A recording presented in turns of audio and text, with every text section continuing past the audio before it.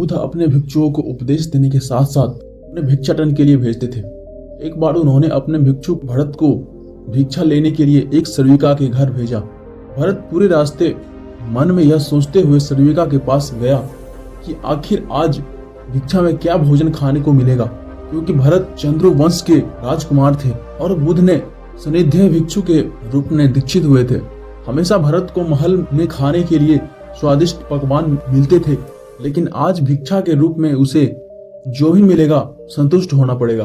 सर्विका के घर पहुंचकर भरत ने भिक्षा मांगी।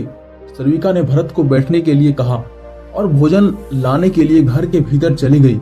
इधर भरत फिर से अपने प्रिय भोजन के बारे में सोचने लगे और जैसे ही सर्विका भोजन लेकर आई तो भरत अचंभित रह गए। भरत ने देखा कि सर्विका ने उनके लिए उनके पसंदीदा पकवान परोसे हैं और अपने प्रिय भोजन को देखकर वह खुश हो गए। भोजन ग्रहण करते हुए भी भरत सोच रहे थे कि महल में तो उन्हें भोजन के बाद विश्राम करने की आदत है, लेकिन आज उन्हें भोजन के बाद वापस तेज धूप में चलकर आश्रम जाना होगा। लेकिन भोजन के बाद सर्विका ने भरत को कुछ समय के लिए विश्राम करने का आग्रह किया।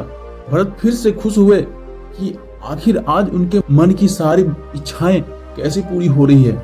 इसके बाद भरत कुछ देर विश्राम करने लगे, लेकिन विश्राम करते हुए भी लेटे लेटे वह सोचने लगे कि आज मुझे भोजन के बाद विश्राम करने को मिल गया, लेकिन ऐसा रोज रोज नहीं होगा। जब भरत विश्राम के बाद उठे तो सर्विका ने कहा कि आप जब तक चाहे यहाँ ठहर सकते हैं। भरत अब समझ गए कि कोई संयोग नहीं हो सकता है। उन्होंने सर्विका से कहा कि मुझे क्षमा कीजिए, क्या आप मेरा मन पढ़ सकती है? सर्विका ने कहा हाँ कि मैं मन पढ़ सकती हूँ।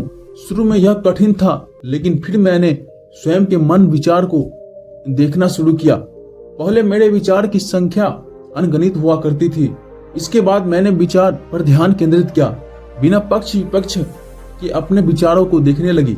इस तरह से धीरे धीरे मेरे मन में विचार की संख्या कम होती गई और सारे व्यर्थ विचार दूर हो गए। इसके बाद से ही मैं दूसरे के मन में चल रहे विचार को पढ़ लेती हूँ।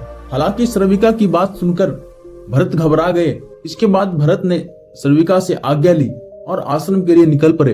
रास्ते में भी भरत फिर से मन में आए विचारों का स्मरण करने लगे कि सर्विका के बारे में उसके मन में अश्लील विचार भी आए थे। सर्विका ने उसे भी जान लिया होगा, वह मेरे बारे में क्या सोचती होगी। भरत खुद को लज्जित महसूस कर रहे थे।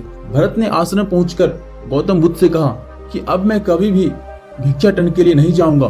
बुद्ध ने भरत को पास बुलाकर और कहा कि क्या हुआ, तुम मुझे सारी व्यथा बताओ। भरत ने सारी बातों को बुद्ध को बताई। इसके बाद बुद्ध ने कहा कि अगले एक हफ्ते तक तुम भिक्षाटन के लिए उसी सर्विका के घर पर जाओगे, लेकिन तुम्हें इस बात का ध्यान रखना होगा कि कल भिक्षाटन के लिए जाते हुए तुम अपने चित्त को पूरे होश में रखना। तुम्हारे भीतर क्या विचार उठे उन पर ध्यान केंद्रित करना और यह भी ध्यान रखना कि तुम्हारे मन में कौन सी वासना उठ रही है। तुम कल इन सभी चीजों को ध्यान में रखकर जाना और इसके बाद मुझे वापस आकर बताना। अगले दिन भरत भिक्षाटन के लिए गए। बुद्ध के बताए अनुसार वह पूरे रास्ते अपने होश को जागृत रखते हुए चल रहे थे। जब सर्विका का घर आया तो भरत ने भिक्षा मांगी और उसके भीतर कोई वासना नहीं थी और न ही कोई विचार उत्पन्न हो रहे थे, क्योंकि उसने अपने मन को पूरी तरह से जागृत रखा था। भरत ने भिक्षा ली और आश्रम चला गया। भरत ने बुद्ध को प्रणाम किए और कहा कि आज उसे जिस आनंद की अनुभूति हुई वह पहले कभी नहीं हुई थी।